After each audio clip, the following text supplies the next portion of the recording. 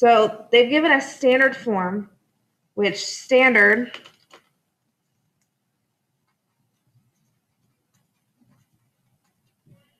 is ax squared plus bx plus c. Vertex form, which is what we're going to write this in, is ax minus h squared plus k. And your vertex is h. Okay. So we are going to complete the square just like we did with circles.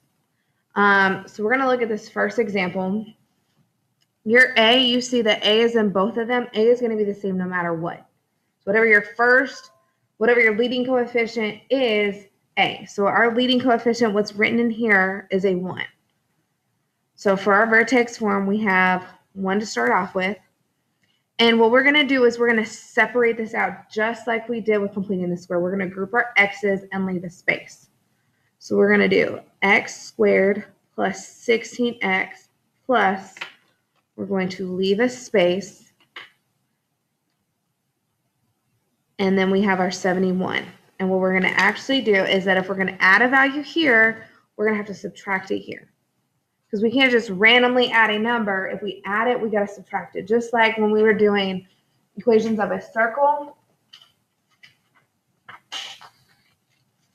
what we did is we added it here, and then on the other side of the equation, we add it here. These are the same thing. We're keeping it balanced. You can't just, we're not adding something to the other side. There is no other side. It's just y. We don't care about the other side in this one. But if we add it in there, we have to take it away somewhere or add it to the other side. Since we're not doing anything with the other side, we're just going to subtract it here. So same thing we did with circles. You take your linear term, which is 16, divide it by 2, and square it. So half of 16 is 8. And then 8 squared is 64. So what I'm going to add here, I'm also going to take away.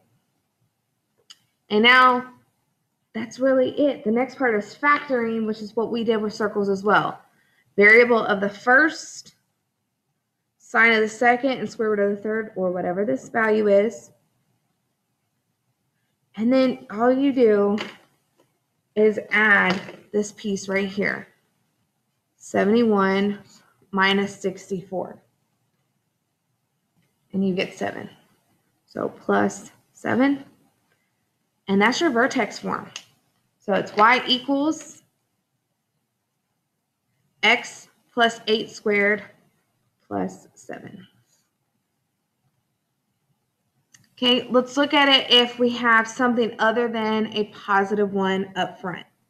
So in this case, we have a 2. What we're going to do is we're going to factor this 2 out before we even get started. So we're going to divide everything by 2. And so we have 2. And when we factor, we get x squared plus half of 36 is 18. And half of 170 is 85. So we've made something with a lot of large numbers a lot smaller. So 2 is going to be my a value that just stays up front. So it's going to be y equals 2. And then whatever x minus h squared plus k is. So now we're going to complete the square just like we did up top. So we can ignore that 2. Goes out to the side. And so we have x squared plus 18x plus our space plus this constant. And remember, whatever we add, we also have to take away. Half of 18 is 9. 9 squared is 81. We're going to add it and we're going to take it away. Now we're going to factor out. So the factor of this entire thing is x plus 9 squared. And then we simplify by adding 85 and negative 81, which gives us 4. So this is our vertex form here. Do the same thing with all of these. So here you're going to divide out a -1. So you're left with -1 x squared plus 14x plus 59. Because when we factor out that -1, it all comes out. So here we have y equals -1 is our x value. I mean our a value.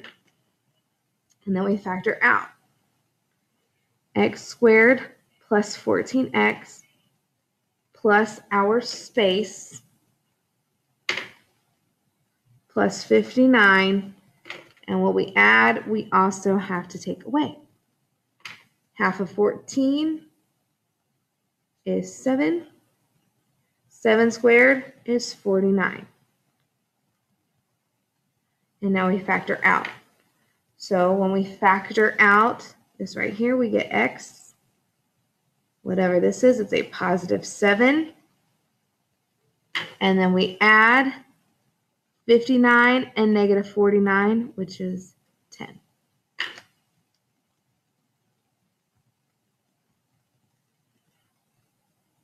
So now we are going to do a rough sketch. So let's talk about the components of our vertex form. Okay, so this is our vertex form. A is your vertical stretch. So if A is bigger than 1, it's going to stretch vertically, so it's going to get really, really skinny. And if it's less than 1, it's going to get short, so it's going to be really, really fat. And then H is your horizontal shift. K is your vertical, or just remember that your vertex is always HK.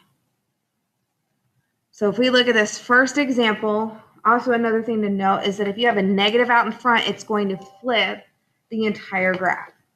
So this negative right here means it's going to flip and be upside down. This is a vertical stretch. And our vertex, remember, it's -h. So you change the sign, it becomes a +2 and a -4. My recommendation first is to do your vertex. So it's +2, -4.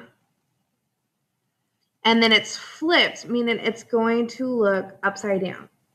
So instead of a U, it's going to be flipped. Also, this 3 is a vertical stretch, so it's going to be really skinny. So it's going to look something like this. And we're just doing a rough sketch just so you guys get the idea of what this looks like.